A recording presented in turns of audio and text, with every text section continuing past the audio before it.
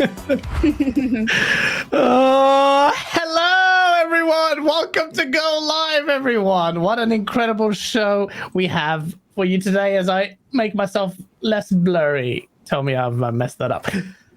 Thank you so much for joining us on this Saturday. It's going to be a mad show, and we've got a debut of two people who are blessing us with their presence who have never been on the show before. We're going to introduce them, but before I do, I'm going to introduce Asa with a fresh new haircut. How are you doing? Don't draw attention to anything about me, thank you, guys. I'm great. There's been some topics this week. There's some things to talk about, and we've got two first-timers who I want to hear from, so let's just gloss over me and go straight to them. Yeah, absolutely. I've been waiting for this one. I need to make sure the right time was here. And it's not just any coincidence I've invited these two, because these two, if I understand correctly, they sit perhaps on opposite camps in the console preference space. Am I right? It's gonna be a man on dirt shaking his head. Let them know, Luca. Let them know, Luca. Listen, my preferred platform is Xbox. No, what the live? I thought it was PlayStation. Well, no, it's Xbox actually. Yeah. My plan has failed. Yeah, I don't think Dirt and I have argued about anything in a couple of years, actually. So, yeah. Well, let's try and change that today. Okay. I don't know how. I don't have much ammo, but let's see how. Okay, that didn't work out that well, but it's not all about pitting my guests against each other. Sorry, we don't want to pit our guests against each other. We are here to spread some love, affection, and some takes on some gaming news. It's always the biggest smile. Ash and Luca, whoever has the biggest smile gets the intro first. Thank you so much for joining us. How are you? Good. Yeah, thanks for having me. I'm really looking forward to it. Sorry, I'm not a PlayStation-centric person, and I ruined your plan, so my bad, bro. You can pretend for today. Luca, anytime we have someone new on the show, we give them a chance to kind of tell or explain a little bit about themselves and their gaming heritage and what you do as a content creator in the space. Bless us. Yeah, so I've been gaming pretty much all my life, but it was mostly on handhelds. I was a big Nintendo person back in the day, which people find shocking, you know what I'm saying? And then I started getting into really getting into like playing single player games and on consoles, not just handhelds, with the PS2 and then the PS3. And then my brother had an Xbox 360, so we would just like switch off and play together. And then I got a PS4. And I was on PS4 for the beginning of the generation, and then I got an Xbox One. And then once I got the Xbox One, I started looking for like Xbox-centric content, like positive content, because there wasn't a lot back then. And I came across a couple of shows. I didn't even know they did podcasts on YouTube. And I was like, oh, this is really cool. And I kind of like just slowly integrated myself into the community. And then, it became, a thing. I run a podcast called Scumcast, and we talk mostly games. But then on the second half, we'll talk about things that are going on in like the world, entertainment, TV shows, movies, that kind of thing. So that's mostly what I do. And I've had the blessings and pleasure of being on that show. Yeah. We talked about some topical life stuff. Yeah, we talked about some stuff. Yeah, definitely. Check it out in the description below. Both guests have their stuff in there. We'll bring that stuff up at the end as well. Last but certainly not least, I'll be honest, I was on Dirt's show some months ago, and I was not prepared. I was not prepared for whatever TTS stood for at the time, which I know now, which is talk that shit, because it's Dirt in the chat, bro. How you doing, man? You good? Oh, man. What's up, man? Thank you guys for this invite. I was actually, was looking forward to this. Eventually, I knew it will happen eventually, and here we are. So thanks for the invite, man. I truly appreciate it. Absolutely. Yeah, like my story shortly, let me break it down real quick. I'm an older guy. I'm 45 years old. Was playing since the Atari 2600. Fell in love with gaming. Was a huge Sega guy. I was a PlayStation guy like everybody else was. Then I got my hands on the original Xbox, and that was it. I became then a there was bot. no coming back. There's no turning I back. became a bot. No, but I still love PlayStation, you know. And with this community, I discovered this community in 2013. I remember, like Lucas said, I remember looking for some positive Xbox content. I couldn't find any. Yeah. I eventually found, BGST and some other podcasts, and then I decided to, I'm going to do my own channel. I started my own channel, and I wasn't doing console war stuff back then, but the PlayStation fanboy still found me, so I just embraced it. I just embraced it. I said I might as well do it. They they keep on leaving comments in my videos anyway, so I might as well do it. So here we are. I have to give a massive disclaimer. The Dirt's content is not for everyone because it's raw. It's my kind of content. There is no holding back. Some people complain about the source. If you love the source, you're gonna love Dirt's content because it is raw. He does not hold back, and that's why I was here. Except Lucas of Xbox. Why did I get this so wrong? I don't know what it is now that I thought you were a PlayStation person. I thought random buttheads would be good. I think because she's cool with a lot of PlayStation fanboys. Yeah, I think that's it. Yeah, that's the one. You're right. You're right. On the other hand, I want nothing to do with it. Listen, that's true. It's not my fault that people like me on both sides. Okay, it's not my fault. It's not my fault at all. So I don't know. It's probably that I do hang out with a lot of pony boys. So yeah, fair enough. We've all got our own vices that can be. Chaps Inevitable, thank you so much for being a member for 10 months, sporting the gold badge. Because as always, Gaz and Aza bring in amazing content creators. Eid Mubarak to those who celebrate. Eid Mubarak to you, and hit that like button. Yes, happy Eid to anyone who celebrates, and those who don't anyway. I hope you got some food in you. I know I did, and I definitely need to go to the gym. So yeah, thank you so much. Thank you everyone in chat.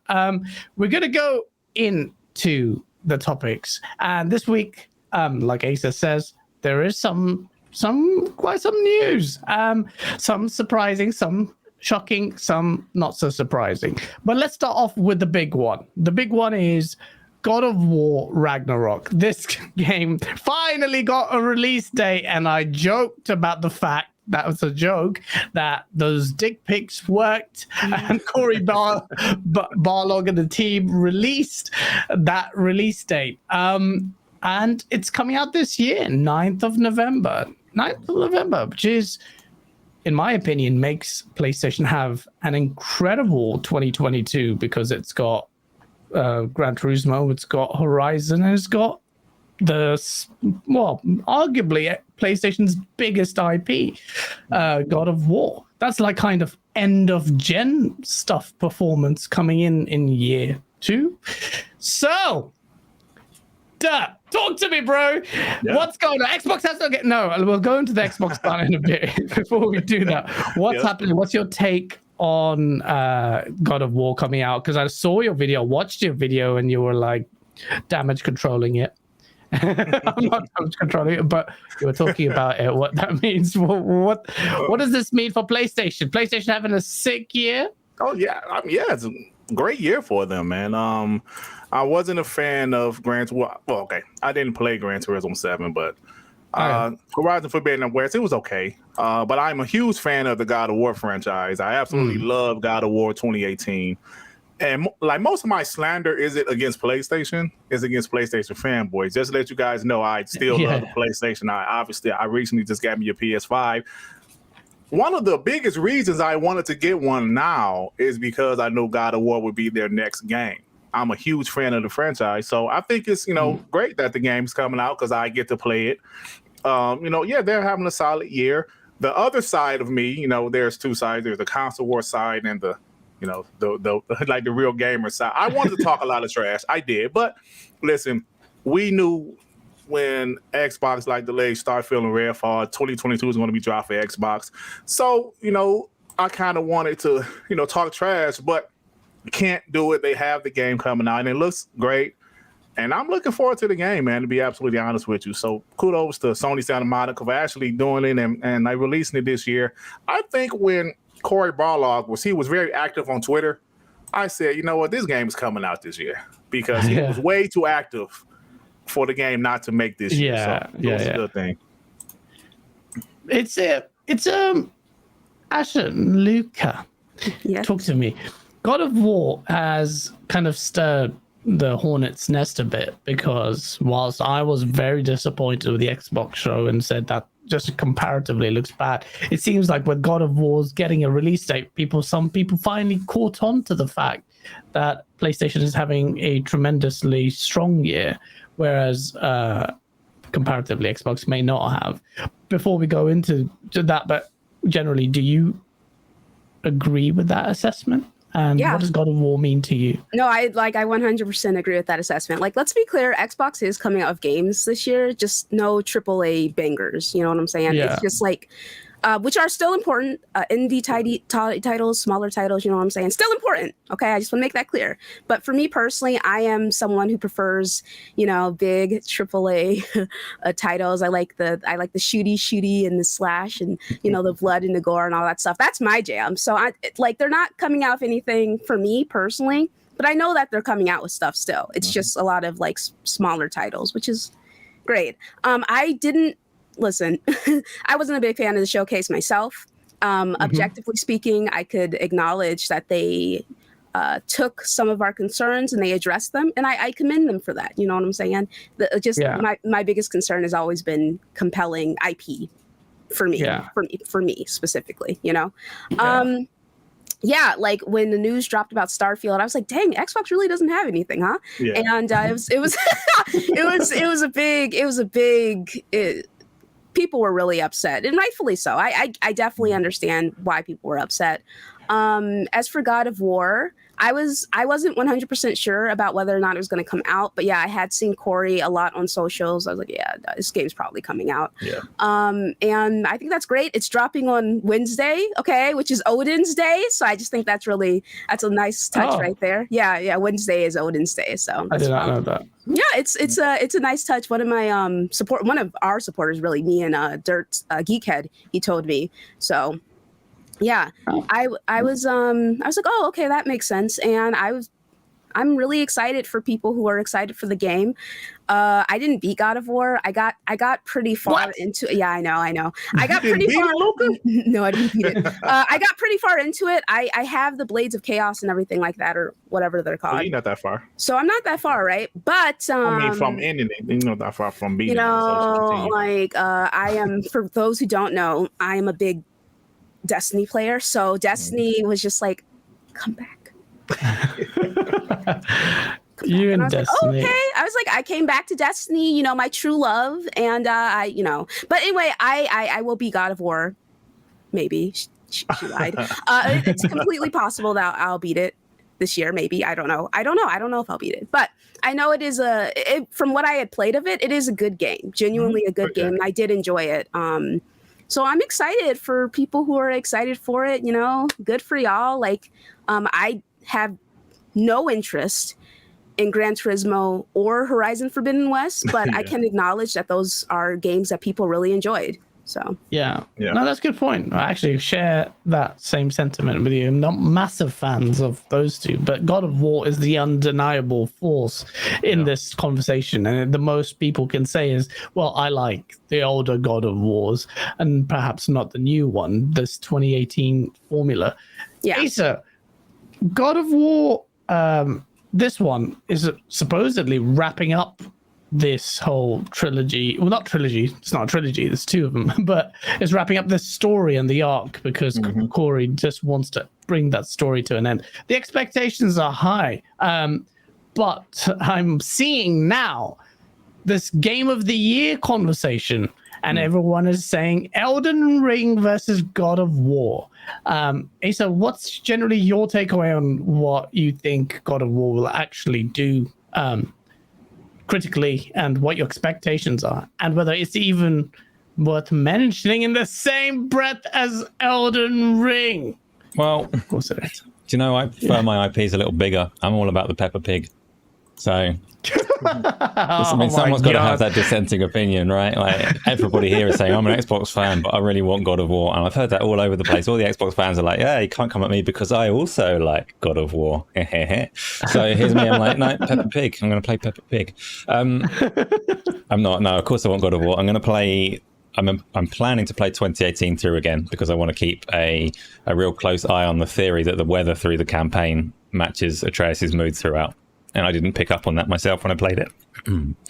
But it's something that I'm curious. I want to go through and see, like, is this theory correct? How true does it ring when I actually play it again? Because it sounds quite cool. It's like, I'm impressed if they did that. So I'm going to play 2018 again before November. That's my plan. I'm definitely going to jump all over it and play it.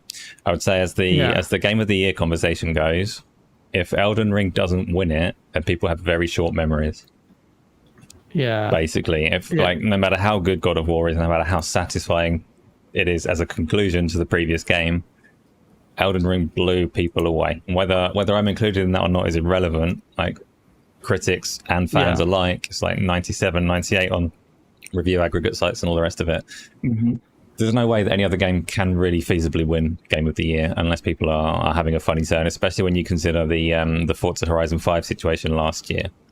And there's been a lot of back and forth on that with Jeff Keighley's had to come out and confirm that actually last year the cut-off date was the 19th of November. Forza Horizon 5 was eligible. But I remember well that the excuse that went round was that all the nominations had already come in before it came out and journalists hadn't had enough time to play it to really put that forward as a Game of the Year candidate. They cannot then say that they've had enough time to play God of War and weigh it up against Elden Ring. For me, if you want to be consistent, no, Elden Ring's just going to run away with it, or something's a bit crooked. Definitely. Yeah, I think Elden Ring has it. I'm a big From Software fan, so I would listen, that's going to be my Game of the Year regardless. So. Yeah, I think you're not the only one though. You're the only one, but there's a reason why, Asa, you mentioned short memories. It's because mentally, when, perhaps because the judges are human, and when God of War lands only a few days before this award show, the Game Awards, people are going to be talking about it. It's going to have the mind share. Elden Ring's been out for quite some time now. Right. It made a massive splash.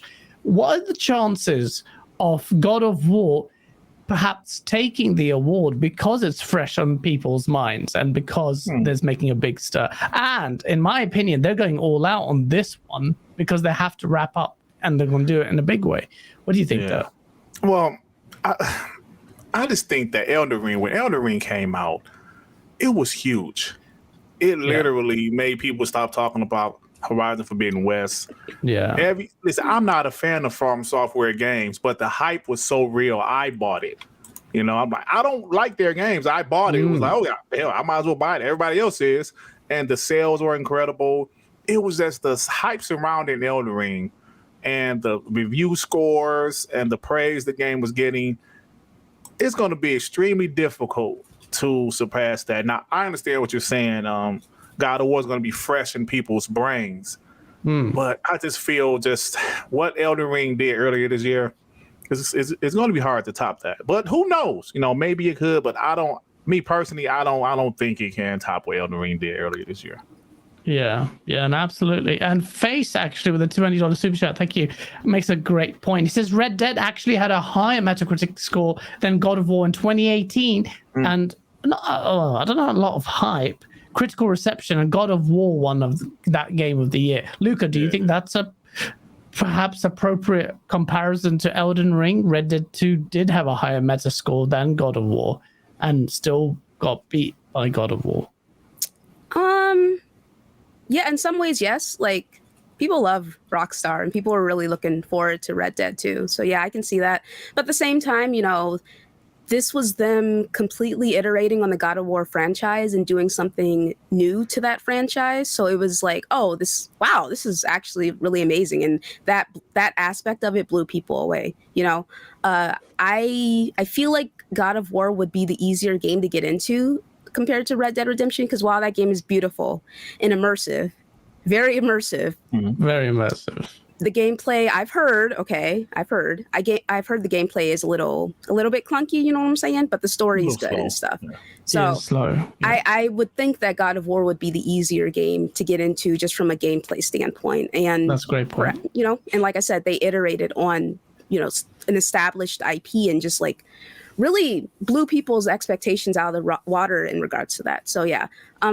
And so if anything, it would be more like Elden Ring is a new IP that blew people's expectations out of the water. You know, like Great point. that game was having people who I know for a fact do not like the Souls games pick it up and actually beat the game. I was like, wow, really? You know, I was actually genuinely shocked about the hype surrounding it because FromSoft titles do always score well. They score 90 plus typically, you know what I'm saying? But I didn't expect that 97. And I didn't expect people that I'm friends with to pick up that game like that. So I think it was just like unprecedented, honestly. So I would be surprised if God of War Ragnarok actually wins Game of the Year. But like, regardless, it's Elden Ring will be my Game of the Year personally. So Tom909 in the chat says a very good point. He goes, let's be real. The actual Game of the Year and the winner of the Keeleys are two very different things. Source. In my opinion, I think they got it right last year, though. Just my opinion. They didn't even nominate Forza. How you're a pony? You was that last year? Was that last year? It Takes Two one. Was that last year? Yeah, it was last year. Yeah, right? It Takes Two one. Yeah. I think they got that right. Yeah, they did. It Takes Two, which I need still Huggy. We need to do it tonight. Let's finish that game. God, we've been playing that for a year. I actually started playing it with Dealer. He was like, Luca, come play this with me. I'm like, oh, I don't want to play that. But then we actually started playing it, and it's fun. It is genuinely fun. So it was very the good. game will change with my boy Sean. Yeah, shout out to Sean. Yeah. Shout out to him. He's a crazy guy. He's a good guy. Good guy. Let's play It Takes Two. That's actually a good impression because I know Sean sounds like Moneybag 97. Thank you for the $5 super chat. Goes ABK deal goes through spelling. You are killing me there, by the way. This year, then Xbox wins 2022. What the? How? What is the deal going? Unless the games start coming on Game Pass, maybe straight away. But the deal going through and no games for it, it doesn't make it a winner. Unless there are some games for it, in my opinion. Huggy, thank you for being a member for 13 months. What color is your badge at 13 months? It's blue. Oh, nice. The D-Pick game is already, oh my God. God of War is already nominated for Game of the Year. Just accept it. Either Elden Ring will win Game of the Year, or we know Game of the Year is a Sony thing. Wow. Hey, well, hold on. That's not true. Yeah, exactly. Well, you say it, Luca. Tell us why it's not true. No, it's just not true. You know, like I understand that Jeff probably, I think he has a preference for PlayStation for sure. Yeah, but, definitely does. You know, I just don't think it's true. That's all. Why are we writing off the fact that God of War Ragnarok could be an incredible, mind-blowing game that would just kill it? It could be the Godfather 2 to Godfather. It could be. I mean, it definitely could, man. It definitely absolutely could. 100%. I hope it's really, really good. I do, genuinely. Yeah, I do. I believe it will be. I think it'll be great. It might not get as high a Metascore as the first one, because the first one, remember, that game changed the formula. We didn't know what to expect. Great. There was a massive risk there, and that's that first time flavor, right? So it's like, it was what, 97? The first one was 97, I believe. I thought it was 95. Oh, was it? Oh, well, maybe it was, but I know it was in it was 90. I imagine a 92, 93. I specifically remember. I specifically remember the score coming out and people like freaking out, dude. It was such a great day on Twitter. So hey, that was 2018. That was specifically a rough year for a Pro Xbox channel. Yeah. One of many rough years for a Pro Xbox channel. One of many rough years, yeah. I was just starting off trying to be Pro Xbox in 2018, 2017. It was rough. 2018 was bad. Well, the E3 was good in 2018. The E3 was great in 2018, yeah. And like that's when they started to show how the future is going to be great. But as far as titles in 2018, well, we're still looking at the future, everyone. The future looking bright, baby. Next year. Mark 45 with a $5 super chat. Thank you. Because one review always gets the reviews always get the game a week before. 2, a car game has never won Game of the Year. So stop it. Stop what? I don't understand, Mark. But Forza should have got nominated. I mean, got nominated at least, Yeah, I mean, everyone said that. I think even Keeley understands that. But there we go. I mean, what? But God of War Ragnarok, though. I mean, this. I don't think people understand, or appreciate perhaps how big this or uncharacteristic this year is. This is like a last, end of year performance in year 2, because even just may not be big fans of the game, but Asa, Sony's literally got 3 big AAA games in year 2. Does that mean that things start to slow down in year 3 for you? Because do you know what's funny is so Sony historically they've always had their first party and they always supplement it with their second party deals or third party deals. Like second party is a weird term, but they've always got their partner deals with these games that they make sure that you associate with PlayStation. And this year they're so comfortably ahead with the games that they're releasing that they've said, actually, Square Enix, I know Forspoken is ready, but we don't really need it. We don't need it. You might as well spend a bit more time polishing it. If they didn't have God of War, Forspoken would be coming out. You can read into that quite clearly from what Square Enix said. They said it's a strategic decision that they've made with their partners to delay that game to January.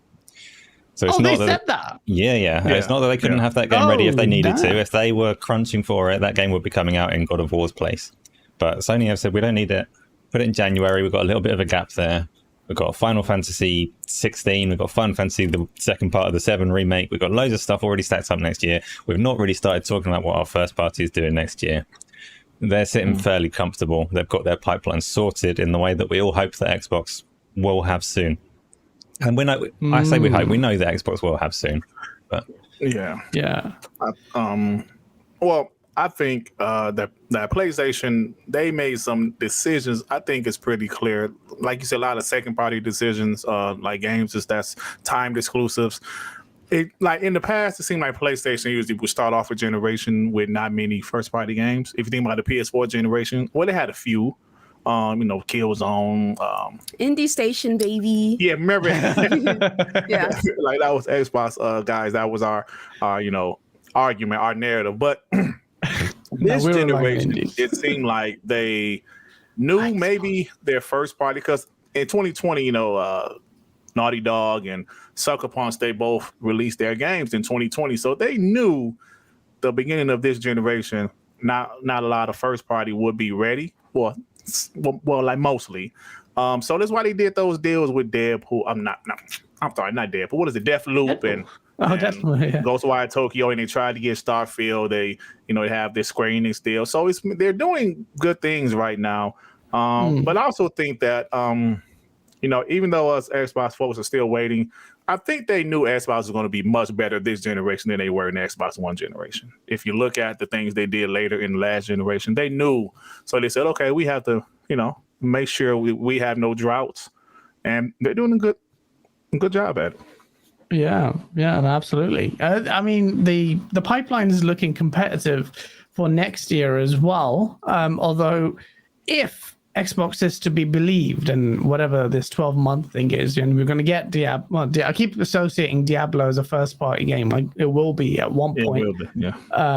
But if the deal goes through, which it should. But then you've got an insane 2022, very insanely competitive. I can't wait for the shit flinging next year, because that's going to be ridiculous. I'm already seeing all kinds of silly nonsense to downplay the 2 games that they did show, Starfield and Forza, which I covered in my source video, so I won't retread that. Yeah. But Forspoken being delayed, and it's tactical. Thoughts on that, Luca? I mean, there's not much we can say other than the fact that do you think the developers are just sitting there twiddling their thumbs now, like, oh, I can just polish it, or perhaps they can always have? That game was looking rough when they showed it. You know what I'm saying? It was looking a little shaky, man. So I think it was going to get delayed regardless, honestly speaking, because of the first showing. I was like, oh, I don't know about this one. So I'm not really looking forward to it. I don't really care about it. So, you know, I'm sure whoever enjoys it will enjoy it. But yeah, there's not much for me to say about it. So other than I think it was going to get delayed regardless. And having God of War is like a perfect excuse to delay it. So the perfect excuse. I like the way you framed that. It was looking rough. There was the frame rate particularly seemed a little bit all over the place, but the game just perhaps could do with some polish. But in terms of critical reception, and I know we haven't played it, but if you get your crystal ball out, how do you think Forspoken is going to fare critically? Low 80s maybe. Low 80s. Okay. Yeah, I think the game looks okay. It did look a little rough, and I do believe that it was delayed, for God of War, because it's coming out January 23rd. That's like at the start of the year. So that tells me that it was probably going to come out this fall, but they didn't want, Sony said, "Yo, just move your game to next year, please." Okay. Yeah, no, absolutely. I was looking forward to it. The initial trailer was really nice, and this focus on movement and massive leaps, and obviously that's what they always do. They put their best foot forward, and normally with their initial trailers, unlike Halo Infinite. But then the game seems to have... let's not do this. The game isn't... well... I hope it's good. To me, I was always impressed. Actually, like the lead character's voice is really well. Was she voiced well? But then I saw a documentary and she was acting weird. But yeah, I like this. Like the game. I like the style. Visually, it looks inconsistent to me. In some places, look really nice, and other bits just look a little bit drab. But I'm a big like the traversal. Like Ace has brought up the thing here. Asa, what are your Metacritic predictions for something like this? I know you don't like that kind of crystal ball stuff. The problem with Forspoken is everything about it should appeal to me. Everything about it really should. Like it's like you said, traversal, the magic, the world. There's no stealth. There's no PlayStation grass to hide in. Like this is a game that I should like, but there's just something about it that brings me back Final Fantasy 15 haunting memories. And 15? Final Fantasy 15 was like massively disappointing to me. I don't know what it is. Like the setting is not massively similar. It looks amazing. The combat isn't the same, but there's just something about it. It's got a Final Fantasy 15 vibe to the art style, and that's putting me off possibly more than it should. I'm definitely like it's highly likely that I'll play it near enough when it comes out, because it is a game that should appeal to me, but I'm really not sure how well it's going to land. It's hard to tell. I reckon this could surprise people. I think it could be an 86 meta, but I don't know. Let's see. Luca, do you want to put your predictions out there so we can see how wrong you are in a few months if you bother going back? I try not to set myself up for easy L's. I don't know. I honestly don't know. Maybe low 80s. I think I'm with Dirt on there, and but maybe it'll score higher. I don't know. You know what I'm saying? Okay. Yeah, could be. Yeah, let's see how that goes. I think it can go either way. I mean, hopefully they take that time to polish the game. I'm looking forward to it. But I don't know how much of a splash that's going to make in light of Xbox's big bangers that they release next year. Depending on when these bloody games are going to get release dates. I'm not saying push them out, because don't give us release dates that you can't commit to. Right. Because that's just going to be like, I'm sick of that. But who knows? Another game this week got a surprise release or reveal when people thought it was dead. I knew it wasn't dead, but it was Skull and Bones. Ubisoft Skull and Bones got a release date. It's 9th November. No, I lie. 8th November. It's like a day before God of War or something. Yeah, I may be wrong. No, it's coming out like the same week as God of War. October is crazy. I was just like, They don't care about this game at all. They are lying if they say they care about it, bro. Yeah, but I don't understand what's going on, but it's there. Skull and Bones, when a lot of people thought it was dead in the water, but a friend of mine who works there at Ubisoft said it was fine and they're quite far ahead in development. Told me about it, and it looks like, and he's very positive about the game, by the way. There's some other stuff I'm not allowed to say, but the game, to be honest, I literally just watched the gameplay reveal trailer before the show started. Like, let me just know what I'm talking about here, because as much as like my friend, I'm not a massive fan of Ubisoft's formulaic stuff, but this game surprised me. I was like, yo, hold on, this looks like Sea of Thieves, but with actual content. Haha, yeah, come at me, pieces of shit. Dirt, let's talk that shit. Come on, man. This game has lots of content, man. I was making a list. You can craft ships. You have this morale crew management thing. You can steal cargo like in Sea of Thieves. You've got this infamy thing, which is basically XP level. You got quests. You have dynamic events. You can hunt animals, harvest materials, craft ships, make stronger ships, make your weapons, make your armor. It's definitely an Ubisoft game. But if you draw comparisons to Sea of Thieves, should Sea of Thieves be worried at all? I'm going to say this. You did a good job of making the same game sound good. But me personally, I have absolutely no interest in this game. I hate Sea of Thieves. I love Assassin's Creed Odyssey, but the part that I didn't care for was the ship combat, right? You're spitting right now, dude. You're spitting. I like Ubisoft, but I have absolutely no interest in this game whatsoever. I'm the type of guy, I would try a lot of games that I'm not interested in just for, certain reasons, like just to say that I tried it or just to give it a shot in general. I might like it. Yeah. This game is getting no play on my Xbox. I'm sorry. I have no interest in it. But it's not just the game. Like I said, I don't like the ship combat stuff. I just don't like it. Yeah. It's an acquired taste, the slow, drudging kind of predicating, based on predicting your players and anticipating, and then you've got, with the cannons. I don't know how fun that will be. I enjoyed it personally, but I don't know. Luca, are you a Sea of Thieves fan? Are you excited for Skull and Bones?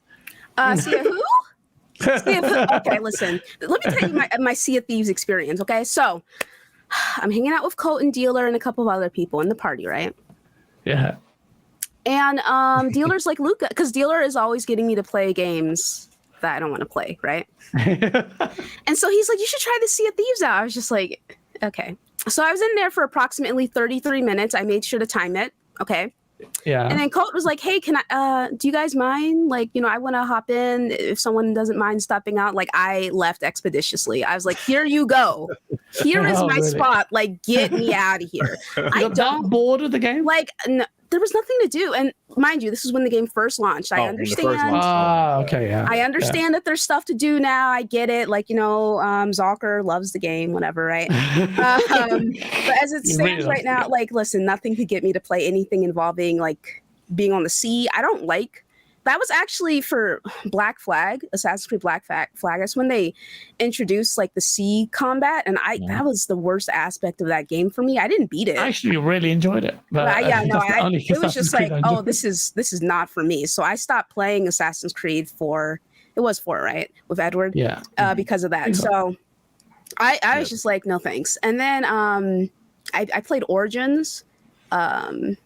And then I didn't play Odyssey, so there's that, right? But like, I like Ubisoft, okay. Like, I was a big Assassin's Creed fan forever ago, but mostly with the Ezio saga, you know what I'm saying? Ezio, it's my dude Ezio, But I have no interest in playing this game. I don't want to be on the sea. I don't want to be a pirate, okay? I don't want to sail, all right? I just don't want to do it. So, I mean, good for y'all. If you want to enjoy it, good. If you like it, I love it. You know what I'm saying? But it's just, it's not for me. Them releasing the same week as God of War, like, that is bold. That is very, very bold of them. Oddly bold. It so is different releases, though. No, man, I get that. I do get that. So, yeah, it'll probably be okay. Maybe. It will be okay, but PlayStation games cost so much. I don't know if people have leftover money to buy another game. That's a good point. Yeah, that's you got to save that. That's like nearly €100 or more than €100 in some countries. That's tough. Good point. Yeah, so you're not going to be buying both. I don't understand. They're quite bold with it, but Very bold. Yeah, but Asa, what's your take on this? Is Sea of Thieves copied? Which game has the better water? That's a good question. Sea of Thieves water looks better. The water in this one looks really nice in combat sometimes, but they've obviously gone for a really realistic art style. So in about 5-10 years time, if you look back at these games, Sea of Thieves will be the better looking of the two, because it will just hold up forever and this game won't. It's really difficult. I want to like it. They revealed it like fairly soon in the aftermath of Sea of Thieves, and people formed strong opinions on this game straight away based on what they knew about Sea of Thieves, and this one being the game to brush it aside because it was Sea of Thieves but with content. But I look at the content that they're showing here, I look at these boats like mining ore from the rocks, which is just weird. Well, how does that, did I see that right? The boats were mining the ores. Yeah, I'm sure you're supposed to be sending your crew out to do it, but it's like, we don't need all of these mechanics from all of your other games to come in. You just have to be pirates. And I think the problem that I have with it from what I've seen in the trailer is it looks like it wants so much of your time.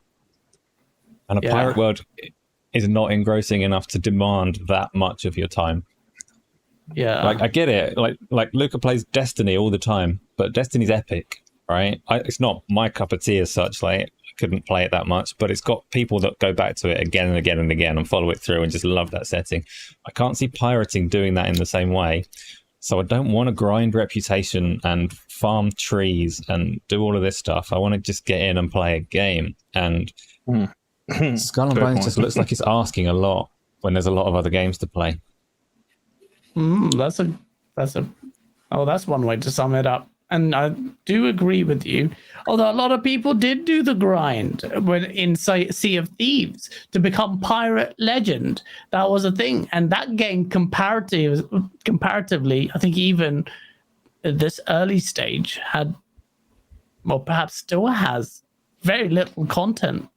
Or I say content. I don't know how much of this content in Skull and Bones is meaningful, because it does, in many ways, someone in chat says typical Ubisoft game. It does scream that kind of list affair of grind this, buy some customizations, or mine some ores. You have to check the morale, get infamy, which is basically your XP level, unlock more quests, and then customize your ships and all of that. So I don't know. It does look. I don't want to write it off, but the vibe I get from that is a bit weird. One thing that really surprised me, though, because I was actually hearing something to the contrary, was the fact that apparently, and this is coming from Tom Henderson, who actually accurately leaked the entirety of the Xbox showcase a day before the showcase event. He says Beyond Good and Evil 2, actually Xputer also, I think he may be just linking their article, but apparently Beyond Good and Evil 2 starts external playtesting this month. Wow. I don't know how true that is, because I was hearing something all contrary, but I don't know. This was a while ago. I believe in Gaz. Sod those other people. Gaz knows best. I don't even believe in myself, because that was so long ago. This is a passing conversation with him, and I was like, "Oh, what happened with BE?" He goes, "Oh, mate." But I won't say too much. But I may be wrong though, because apparently it's in external playtesting, and apparently the game is not dead after all, which I think is crazy. Are either of you fans of? I swear to God, if you say you're not fans or looking forward to Beyond Good and Evil 2, I will actually kill myself. No, I won't. I loved it. Please don't. I don't know anything about that game, so yeah, I love Good and Evil. Oh, there we go. Gave me an olive branch. I will take that. Thank you, Dirk. What did I say? That I didn't actually play the first one. I just thought. No, I played. I didn't finish it, but I definitely played it. Yeah, on PS2. Yeah, I need to play that game. I don't know if it had aged well, but for those in chat and you young'uns, you might not know this, but Beyond Good and Evil is one of the few games regarded as an overlooked gem. Absolutely. Overlooked It because it is. didn't sell well. You're right. Yeah. Yeah, and well, since you've played it, do you reckon it's aged well? Well, I haven't played it in a while. I do believe it's a version on 360 backwards compatibility. I could be wrong. Okay. But I think I remember. I don't know. Yeah, I remember playing it. It was a solid game. I don't remember too much of it. It was like a sci-fi setting. I do remember that. I remember that pig for some reason. I don't know, the pig, the talking Yeah, the pig. pictures on screen as well. Yeah. I remember that as well. That was weird. Yeah, Yeah. but I thought the game, because they first showed off part 2, was it in 2015? It Something was a while back. years ago. It was a while years back. ago. So I'm Yeah. pretty surprised that the game is still in development, and that's cool. You know, the more games, the better for me. I mean, I guess it's similar to Skull and Bones because I thought that game was dead too, but they were still developing it. So it's good to see they intend to still put the game out. Yeah, but see, this game, it's not on screen at the moment. Oh, but don't remember this. Is this from Beyond Good and Evil 1 or 2? No, it's the a 2. CGI. This is the CGI for 2. Yeah. Yep. I don't remember that Skull Witch in the CGI trailers, but it's been so long. This game also had a demo that was showing off the game's engine prowess, and it seemed almost too good to be true because there was this thing where they zoomed out of the level, which is huge level. You can fly in ships thematically. It's really cool. And then you go out of the stratosphere, then boom, you're in the planet. Like literally the game's engine was generating entire worlds.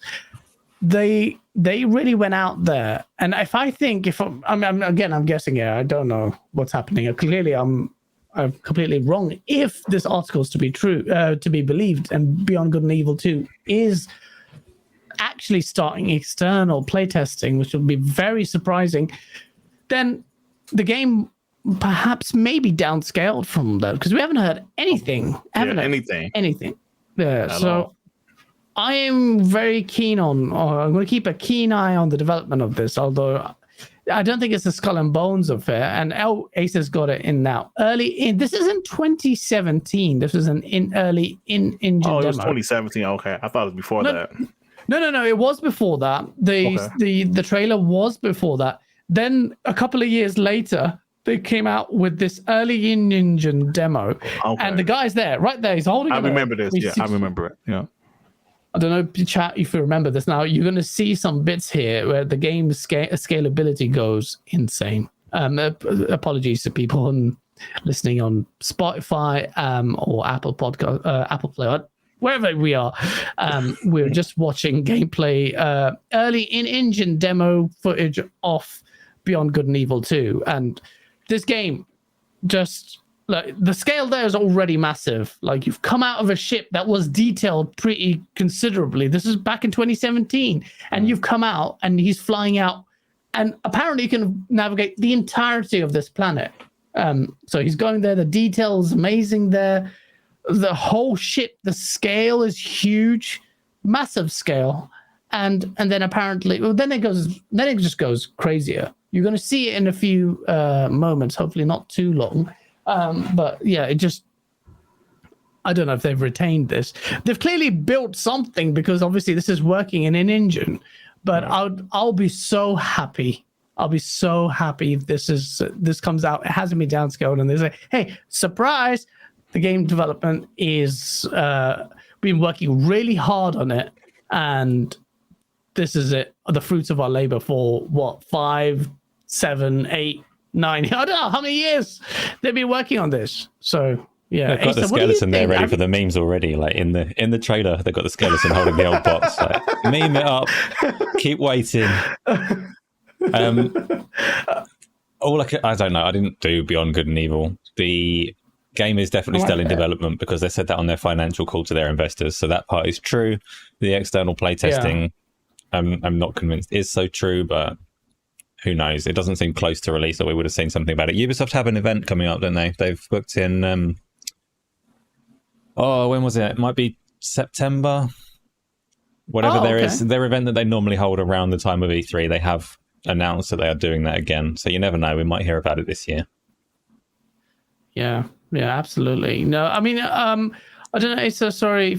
I think it's going to happen now anyway, because this guy's got this is a legit demo, by the way. They talked about the game engine's prowess quite a bit, the texturing and all of that, and then it just goes crazy. Then it goes into space, and then it goes mad. And he's talking about the detail here, so it seems very doable.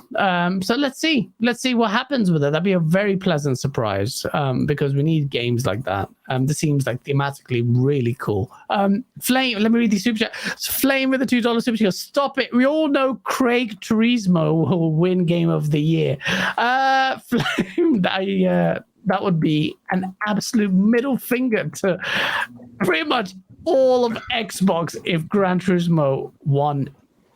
Oh my God! Game of the Year, well, nominated even. Can you imagine? Even nominated? Yeah, even nominated. That would be the ultimate piss take. Can you imagine? Oh my God, I think you should just do it just for the shits and giggles. That'd be hilarious. Huggy with a $5 super chat. Thank you so much for dropping the Assassin's Creed 4 Black Flag code as we were talking about it. So very generous of you. Whoever's claimed that, please let me know. Let us know. That'd be nice to know. And this is the demo. Look. It's showing scale here, and it's just zoomed out, and it just gets worse. It goes crazy. But yeah, we'll have to move on. We can keep playing this as we move on to the next up. What? Huggy with another code for the Forza Horizon 5 Premium Global Edition. Thank you so much. And then the Shab's Inevitable with another code, Beyond Good and Evil on PC. Nice. Wow. So please definitely let us know, whoever claimed that. Here we go. Look, there it is. Look at that. You just mouse scrolled out of the planet. All that detail. Yeah. There you go. Look at that. It can't be like that. I'm not expecting it to be like that now. Yeah. Am I being a bit dismissive there? Because that looks too good to be true. That looks way too good to be true to me. We'll see, Ubisoft. If you want make up for what was that game? The whole fiasco, Watch Dogs. Oh yeah. This is prove us wrong and make sure that's happened and in a meaningful way. Then damn, that'd be crazy. Finally, well, not finally. We have a couple of topics. So, Asa alluded to this. Game Pass. This month, it looks a little bit shit. That's the word I'm trying to say. Shit. Luca, have you seen what's on Game Pass this year? Now that you're a massive Xbox fan, that I know that now, they have Respect V. I don't know what that is. Match Point, which is a tennis game. Peppa Pig. I mean, that's it. You need AAA bangers when you've got Peppa Pig. Yakuza 0 appears back again. City Calls Power Wash. I saw this trailer. I thought it was genius, actually, for a title. You just power wash stuff. It's good for your satisfaction. Escape Academy. I don't know. Road 96. Yakuza's again. I mean, it seems like... so you didn't need to bring Peppa Pig on screen.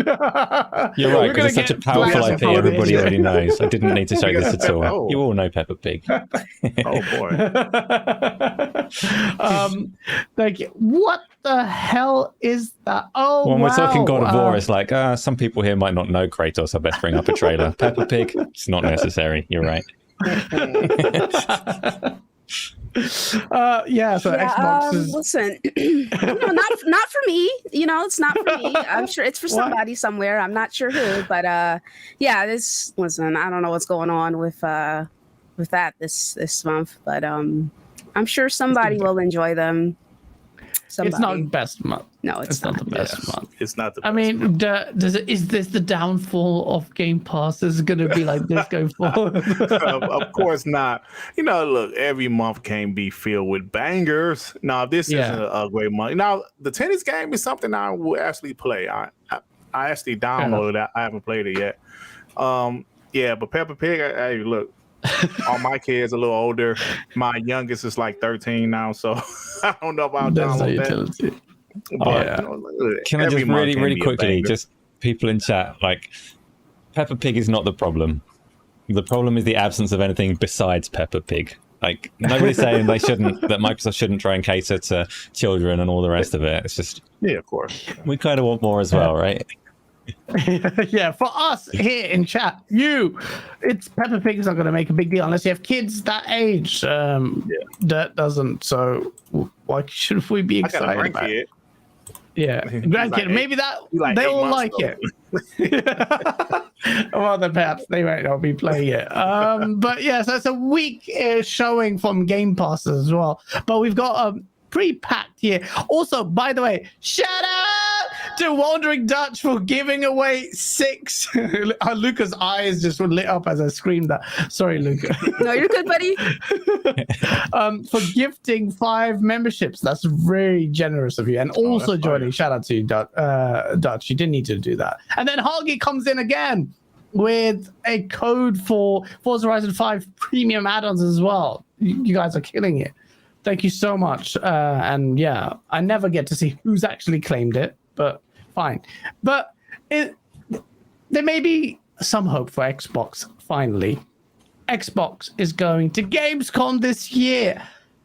Except perhaps I wouldn't get your expectations that high. Unless you're Microsoft, you're completely hearing the very reasonable people who said the show was shit and maybe come back with some surprises. But Dirt, what are you expecting from Xbox at Gamescom? Well, I'm going to say this.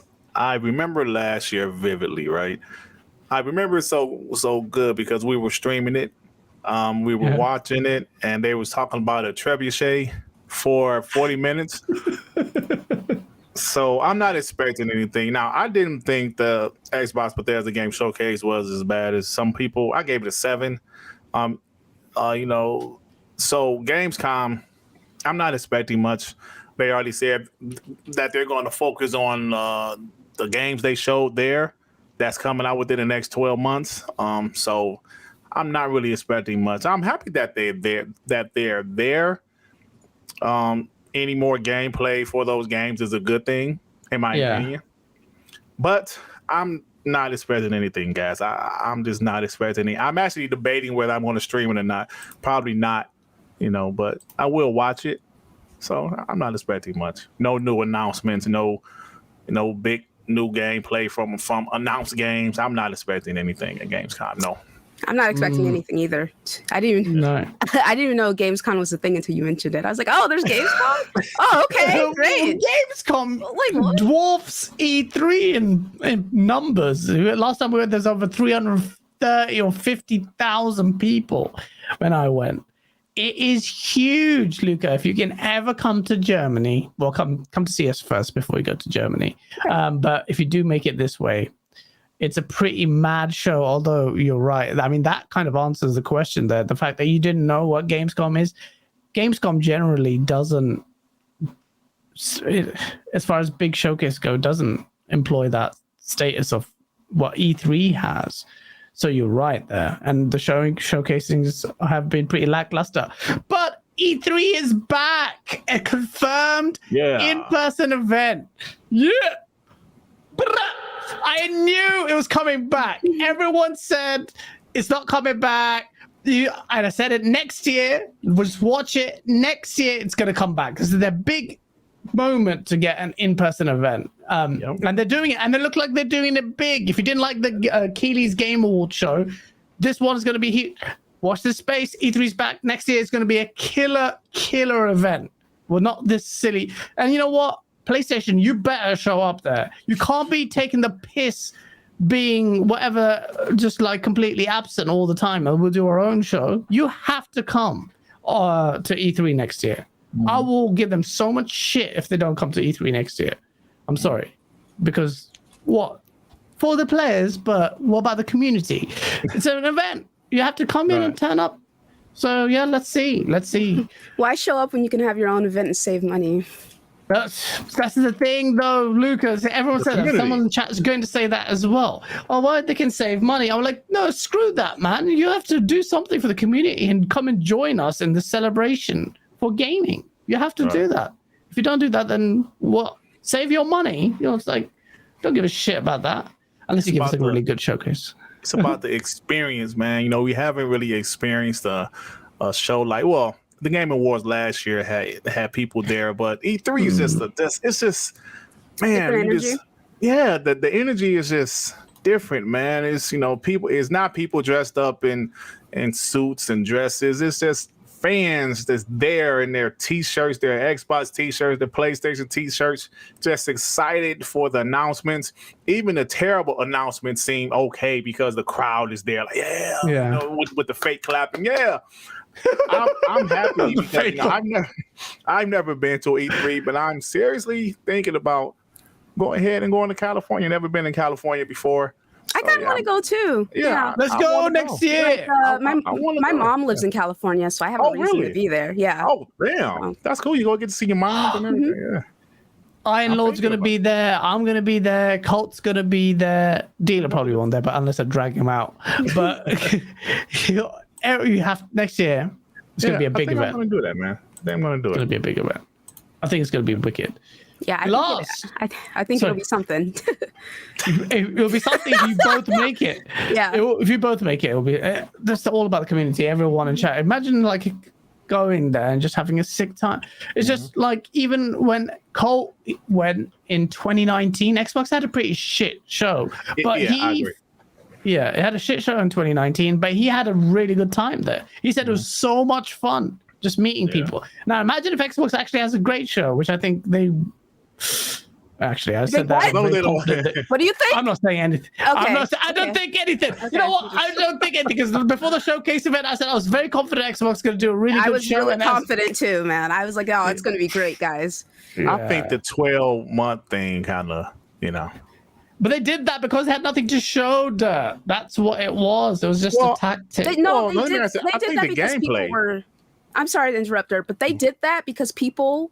For like, I'm telling you, they checked off every single box of complaints that people had. They're like, no CGI, don't show games that are more than 12 months out, show gameplay. People asked, not me, but people asked for those things. You know what I'm saying? So they're like, okay, you want 12 months out? Here you go.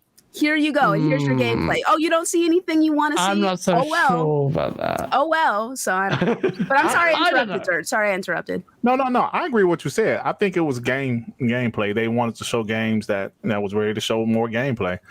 Just my opinion, but that's what it seemed like to me. Well, I think everyone can agree that Gaz is wrong. Like, your logic doesn't work.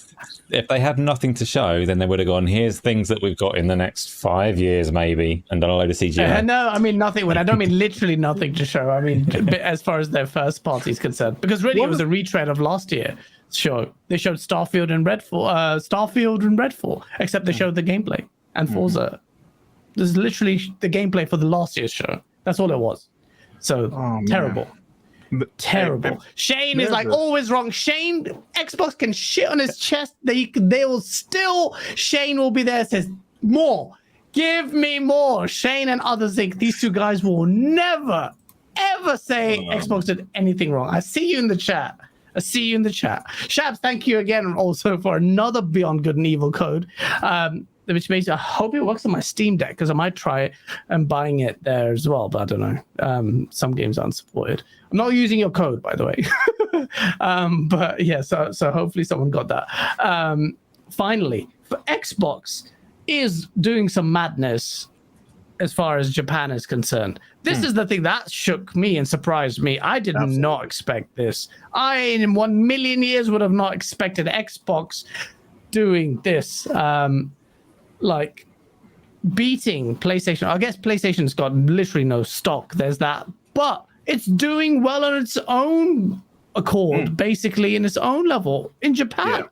Yeah. It's crazy. In fact, this year, it's already exceeded the lifetime sales of the Xbox One already.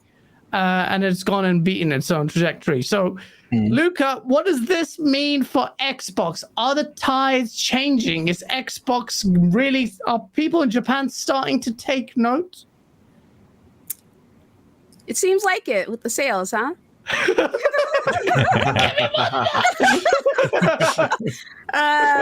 Yeah. I really don't know too much about sales. I'm gonna keep it real with you, bro. Like, I mean, I'm glad it's doing well. That's what's important, right? So, but you know, they have been making a concentrated effort to get more like Japanese titles on the Xbox, so that might be playing into it as well. Like, I mean, Phil is like, I care about having these games on here. You know what I'm saying? So that's probably. I'm assuming that's what it is. So it might be the stock shortage too, though. I don't know. I don't know. What do you think, Dirk? Go ahead. She's saying it's just the. I said it might be. Okay? No, language is important. 100%. Language is important. All right. Let's talk about this for a second. Let's go. Okay. Now, if you want to roll with the stock shortage issues in the States, okay, fine. You can't roll with that in Japan. This is Japan. Listen, there were times in the Xbox One generation, Xbox sold literally 15 consoles in an entire month. Yep. If they didn't want an Xbox, they wouldn't buy it. That's a great one. Yeah. Yeah. That's a great point, bro. I was one of those people that said, Xbox, why are you wasting your time in Japan? I said that a few times last generation. Other people say, Xbox, why are y'all wasting y'all time in Japan? They're never gonna sell well over there. And the Xbox is never gonna sell well over there. Now, even though these are still small numbers, but there were like 4 weeks in a row that it actually outsold the PS5. I know, it may stock issues, but it actually outsold it. Then, even when the PS5 outsold it, which is not surprising, of course, Xbox was still kind of competing, like comparable, you know? And so I think something's happening. I'm not sure if it's Xbox Game Pass. I thought maybe it's just the Xbox Series S, but according to last week numbers, the X sold 3 times more than the S last week. So I'm just not really sure what it is. Maybe the it's Xbox X Game sold Pass. 3 times more than the S? Yes, last week. No way. I can send it to you in the DM. Oh, that's crazy. Because I thought they were mostly focused on the smaller S. So did I, and I was truly surprised by that. But yeah, I can find it and I can send it to you in the DM. Yeah. But yeah, that's what it was. But so they're doing something. I'm not saying they're never gonna. Well, I'm not gonna say never, but they're not gonna outsell the PS5 in Japan or anything like that. But it's just showing that something's changing. I'm not sure what has changed the mindset for people to actually pick up an Xbox. Yeah. It's definitely a big surprise to me. I just wasn't expecting this at all in Japan. I guess this makes... By the way, you're right. Loads of people actually said last gen, why don't you even try in Japan? And I used to always say, why do you say that? It's not your money, it's Xbox's money. Let them spend money. I don't care how much, as long as if we can get Lost Odyssey 2, just try it. Let them try as hard as they want. Spend the money that they have. They've got loads of money. So, like, absolutely, like, go for it. Xbox doing this well, though, is very important. It's very important in my eyes, in my opinion.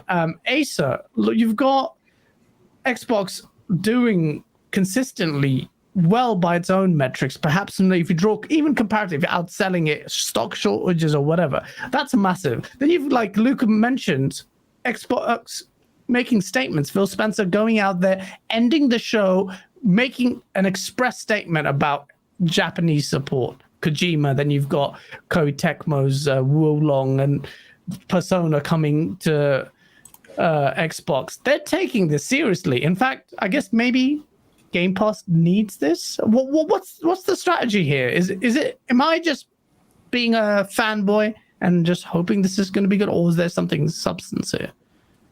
One more console sale and we get Lost Odyssey remake. So like they're just waiting for the next person to walk into the store, pick up either one of the Xboxes, and then we get the green light and Lost Odyssey comes back for sure. I want to ask you, why do you care? What do you play Japanese games? Why do you want Xbox to do well in Japan? I do. Actually, going to be next. I just completed Death's Door, by the way. Great game. I think a bit overrated, by the way. Paris Lily was wrong. You were right. Yeah, so, but I think it was overrated, in my opinion. But it was a great game, but overrated.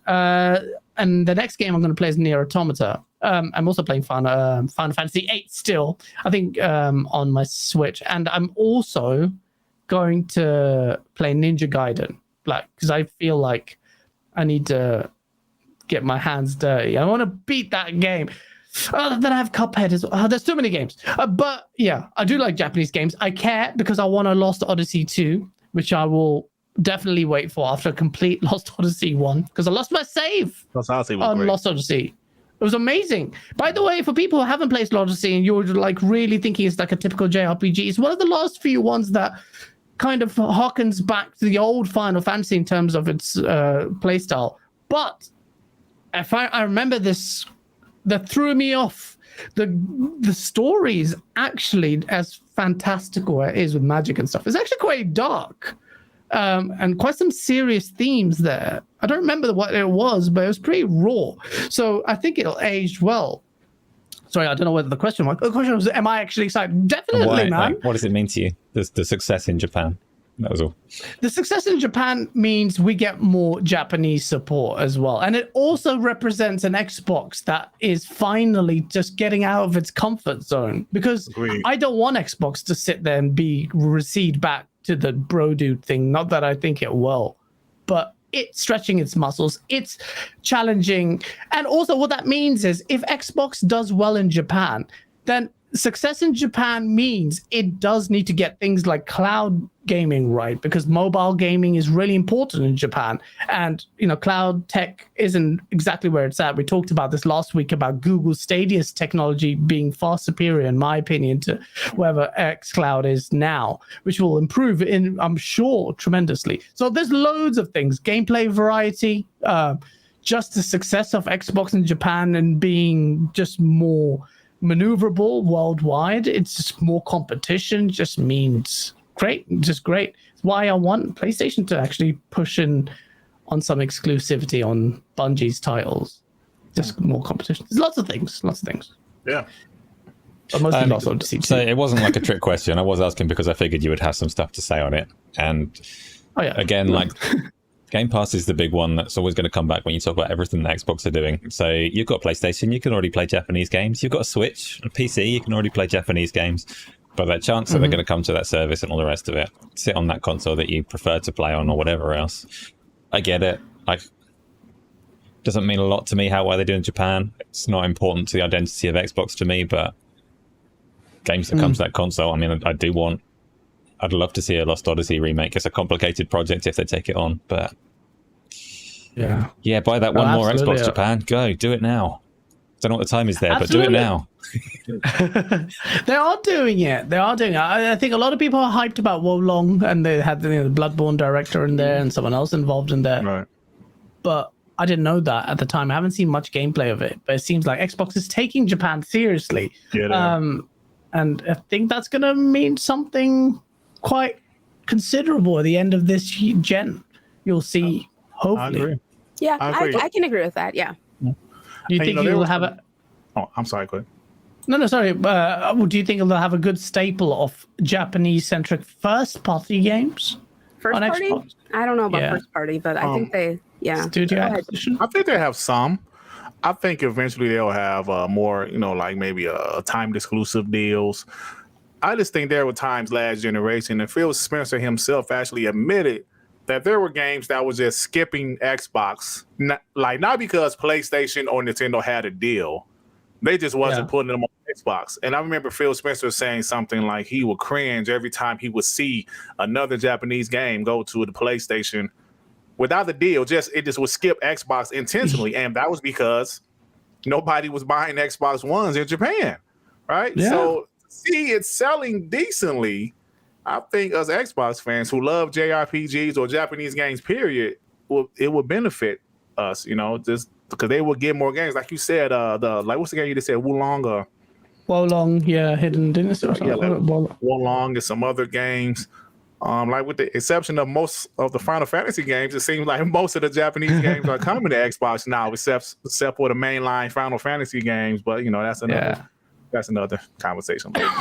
Absolutely. I beat Persona 5 like twice. So I really like that. That's a long game, right? It's a super long game. Oh yeah, the first playthrough was 118 hours. And you beat it twice. Jeez. That's nice. Yeah, That's nice. No, it's a great game. So I was like happy for people. I'm like, oh, Yeah. cool. Now people who haven't played the franchise can check out Persona 5 at least. You know what I'm saying? So, Absolutely. Yeah, absolutely. I've been hearing people asking for that franchise to hit Xbox for years. for literal years. That and on this, people really wanted it on the Switch too, and now we got both. Yeah. So Yeah, I think it's a great thing. It's a great thing. Is Persona 5 on the Switch?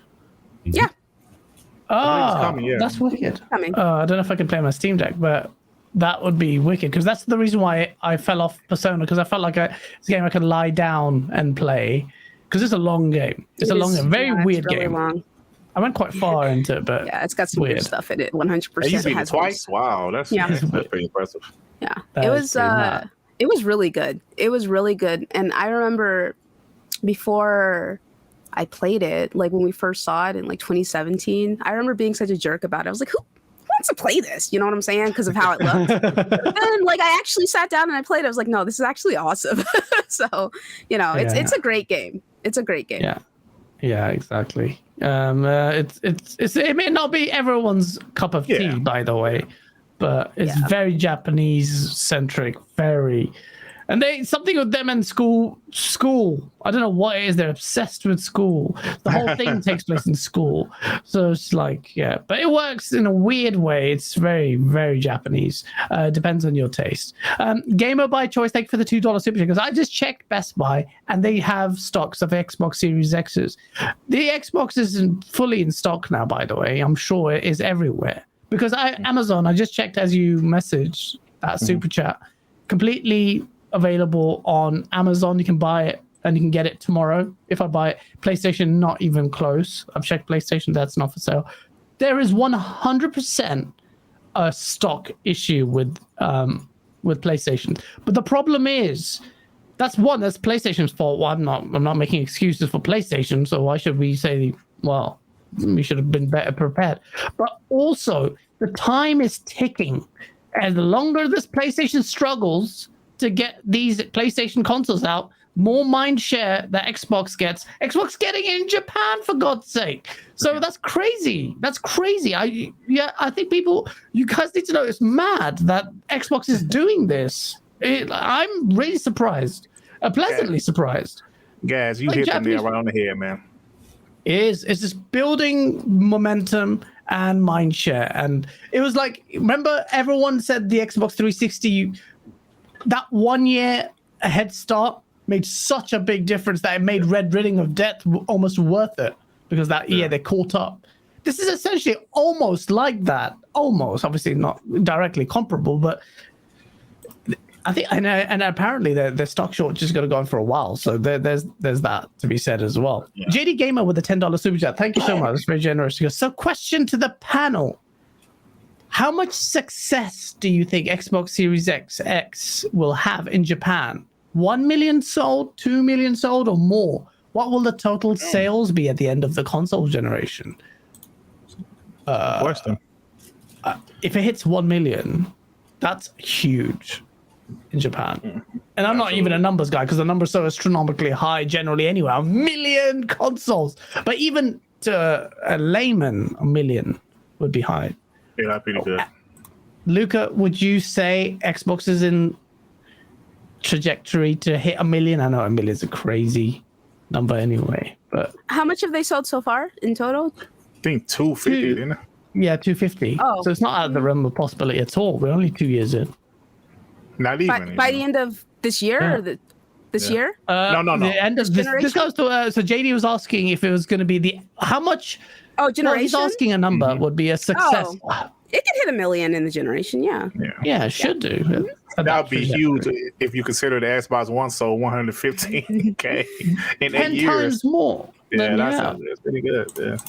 That would be amazing. Although Xbox One was terrible, so yeah, it has to be said. A lot of people also said, "Oh, I saw this," and they're like, "Your Oh, actually, someone came at someone on Twitter and they linked me to it. Goes, look at this guy just being a dick to me. And the guy was like, "Oh, you think this is success? This is why Xbox people are so stupid. It's not successful." Like, hold on. You have to have some common sense and have some perspective. One, comparatively, it's doing well. Two, it's doing well in a region where it's typically struggled. And that's it. You want them to throw the towel in? No. A lot of people wanted them to, and they haven't. You can bet that they're watching those numbers carefully, which means they will double down on marketing, double down on deals and acquisitions. Japan, they need studios. If they don't want Game Pass to succeed, expect a Japanese studio to be acquired by Microsoft. I'll put this out here. If it doesn't happen by the end of the gen, you can throw tomatoes at me. Xbox will acquire a studio, in my opinion, that does cater for Japanese games. It's going to happen. Definitely. The Dark Knight. Yeah, it is. I mean, especially the Series S is a masterstroke. Although I'm shocked that the Series X got outside because I thought those numbers comparatively negligible. But oh shit, you sent it to me, Dirt. Yeah. Damn. So the Series X actually outsold massively the Series S. Yeah. This is coming from Idle Slot, by the way. Shout out to him. We left a link in there. For Famusu. How do you pronounce that? I pasted it in the chat if you want to see it.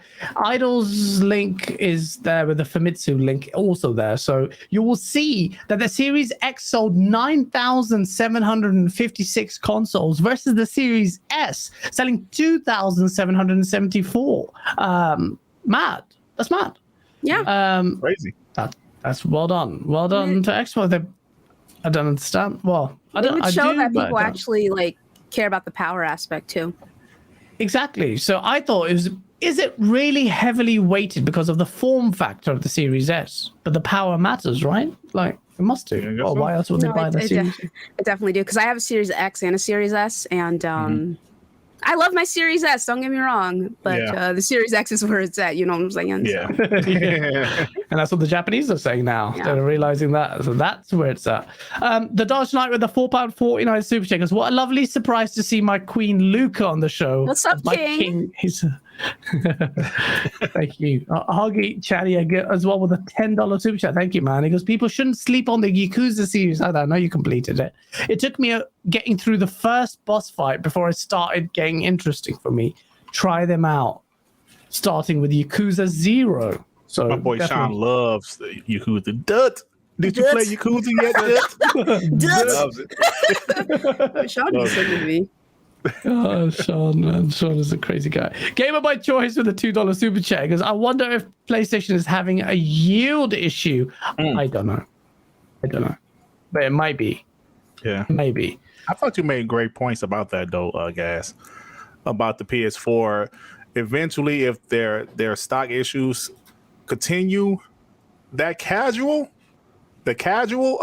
gamer, we all know the casual gamer is pretty much the reason why each console wins the generation. You know, the PS2 was the casual box, the PS1, the 360. Even though the PS3 eventually outsold it with, as far as hardware, 360 was kind of like the casual box. Let's be honest here. The PS4 was a casual box, and if people aren't able to get a PS5, the casual, they're not like me. They're not necessarily Team Xbox or Team PlayStation. They just want a box to play with their friends. And if their friends are playing on Xbox, guess what they're going to do? Get an Xbox. Yeah, absolutely. Yeah. So you're right about that. The longer the issues continue, the more it's going to hurt them. You're absolutely right about that. Yeah, people really underestimate the friendship factor. You know what I'm saying? Like, they're like, well, why do you want to play with your friends? Like, what are you talking about? What are you saying? What are you saying right now? Like, you sound ridiculous. Crossplay has changed that a little bit, but when people start talking about Call of Duty and it's on Game Pass, and you're like, oh, that's just mega. That's just huge. It's gonna be a game changer. I do agree with that. Yeah, absolutely. Thank you, everyone in chat, over 360 people still watching. Smash the like button if you enjoyed the show. Even you, Shane. Even you better hit the like button. I don't care. And you, I see all of you in the chat. Thank you so much, and also to the generous Hagi, and everyone who's given away the code. Shabs, Hagi, all of you, everyone super chats, everyone just tuning in, even if no super chats, you've killed it. Thank you so much for it. It's been a great chat, loads of topics, and we realized that Xbox has no games. On that, how dare you guys? That hurts. I'm sorry. It will change next year. It will change. It will change, guys. It will definitely change. Hope so. Before we go, we have to give outro time. Ash and Luca, it was lovely seeing you. Someone in the chat goes, Ash, Luca's a girl? Yeah. Why are they surprised? Because I use an androgynous icon on social media typically. Oh, so. okay, fine. All right, thank you so much for having me. I had a blast with the boys, really good time. You guys can find me on Twitter at the Ash and Luca. You can find me on YouTube at the Ash and Luca. And yeah, thanks again.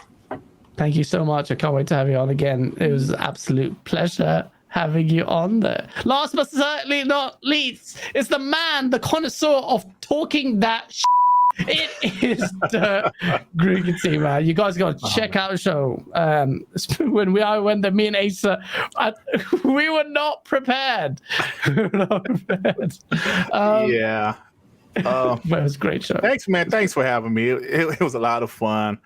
Yeah, my channel is I am an Xbox fanboy. People call me Xbox fanboy. I just fully embraced it. Fine. Yeah. And we do talk a lot of trash, but we talk gaming. We talk gaming. We talk trash about PlayStation fanboys. But you should. Exactly. Yeah, do it. Keep talking. Yeah, but we have a lot of fun. Like there are some people in the chat that my mind's blocked, and like some of these guys I might want to fight literally. But no, but it's all in good, this chat. In this chat, I see. It's this one dude I saw. I'll tell you after the show. I don't like this guy, man. He's very disrespectful. But he's very. I didn't see that. Sorry. I think I know who you're talking about. So. Yeah. If they did disrespect you, I apologize. Yeah. I didn't see that. No. Not in this chat, but in the past. In the past, he was, like he took it away from gaming. But anyway, thank you. Several disrespectful people in this chat, to be honest. Yeah, just clap them. Let's clap them. It's fine. Love the show, man. It was a lot of fun, and thanks for having me, man. I appreciate it. No, likewise. Thank you so much, and again for being just incredible guests. Please do check out both Luca.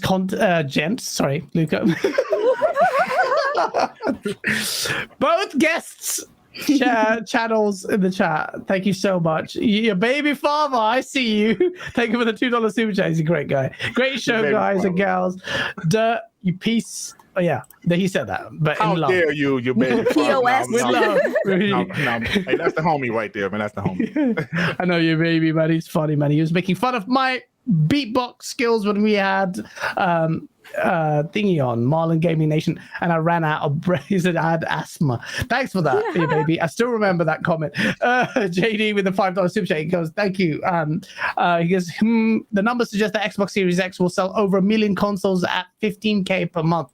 Times 72 equals 1,080,000. Just can't wait to see it. And it's that number. That's the optics of that 1 million represented. That's a turning point. That's a news headline in Japan. Guys, it's one thing that you're forgetting. They're selling this well without no damn games. Ain't that? Yeah, I know. It's true. It's true. If anything, Shane made that comment in the chat. A broken clock can be right as well. And so there we go.